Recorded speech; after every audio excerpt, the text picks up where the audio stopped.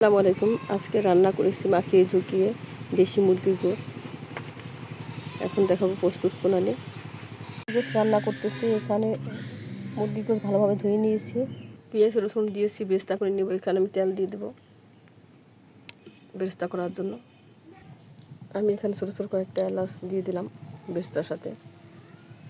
মাখিয়ে ঝুঁকিয়ে আমি গোশটা রান্না করব। তেজপাতা, এলাচ, দারচিনি দিয়ে দিলাম।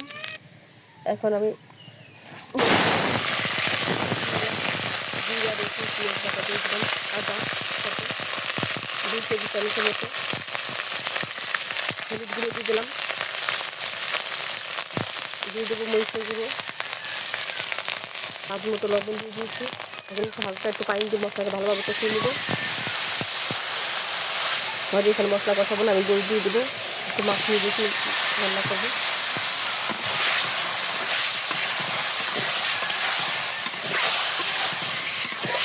এখন ভালোভাবে মাখানো হয়ে গেলে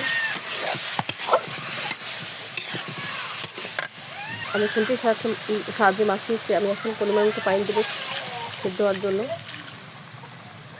আমার সেদ্ধ সাহায্য করবে, যেহেতু দেশি মুরগি।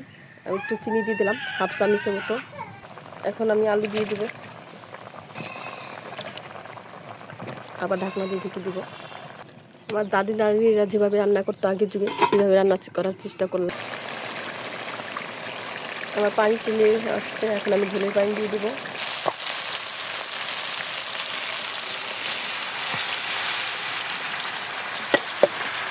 আমার রান্না একটা শেষ প্রান্তে। এখন পেঁয়াজ রসুন বেরেস্তা করে রেখেছিলাম, সেক্ষেত্রে জিরা, এলাচ অ্যাড করে দিয়েছি।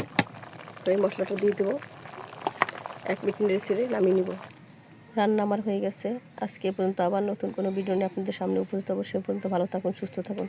আসসালামু আলাইকুম ওয়া রাহমাতুল্লাহি ওয়া বারাকাতুহু।